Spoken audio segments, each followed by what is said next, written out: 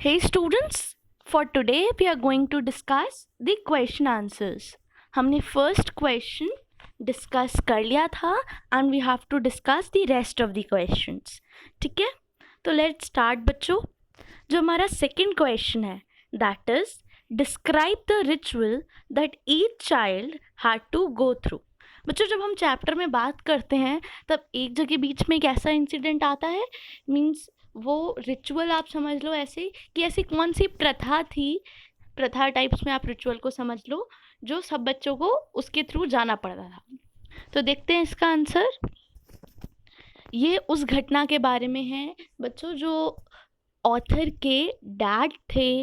वो एक एक करके सबको बुलाते थे एंड फिर पूछते थे कि क्या चेक करो इसके अंदर जो इंजन है कार का, क्या उसके अंदर कोई बर्डी है, कोई बर्ड फंसी है क्या. एंड जैसे ही बच्चा उसके अंदर झांकता था, चेक करता था, तो वो अपना हॉर्न बजा देते थे.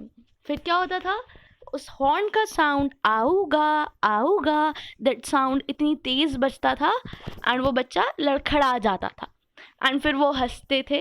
तो ये रिचुअल था. इसको मैंने आपके लिए शॉर्ट में लिखा है यहाँ पे, उसको पढ़ेंगे. The ritual that each child had to go through was that at one time their dad called them one after the other to the car. He raised the hood of the car and told them to look inside and see if there was birdie. क्या बोलते थे वो कि car का जो hood है उसको उठाओ एंड देखो अंदर कि क्या कोई बर्डी है क्या इंजन में. And see if there was some birdie in the engine. While they bent down, he would sneak and press the horn. जब तक वो लोग झुकते थे वो क्या कर देते थे, हॉर्न को प्रेस कर देते थे.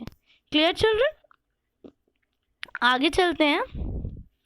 जो हमारा थर्ड क्वेश्चन है, क्वेश्चन नंबर सी, ये क्या कह रहा है देखते हैं. In the beginning of the extract what have the author compare their family to and why.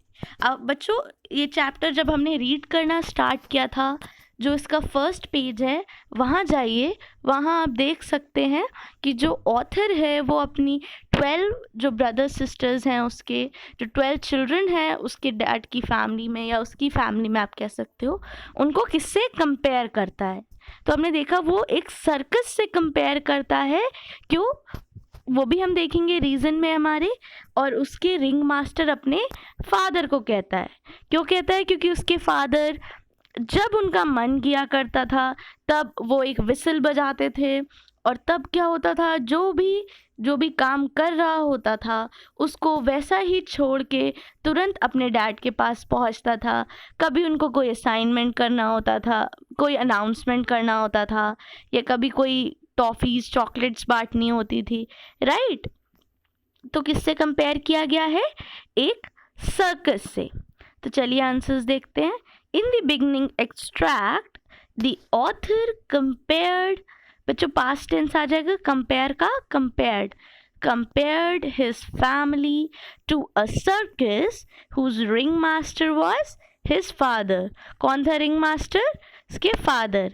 And ऐसा क्यों करते थे, क्यों कंपेयर किया उसने, because his father could whistle and summon everyone and they all had to drop the work they were doing.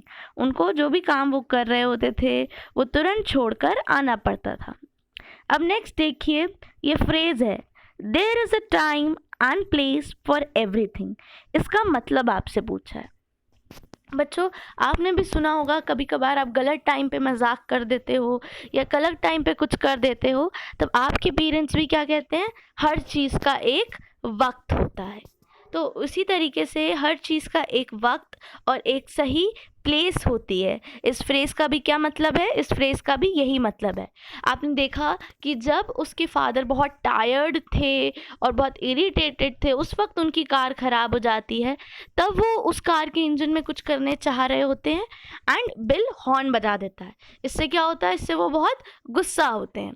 तो उसको उस समय पे ऐसा नहीं करना चाहिए था. आइए इसका आंसर देखते हैं. The given phrase means that each work has its own time and place. There only it fits correctly, उसी जगह पे वो सही बैठता है हर काम. I think Bill was wrong in playing the trick on dad at that instant, as then he was irritated and tired. क्यों वो गलत था? क्योंकि उस समय उसके पिता irritated थे और tired थे.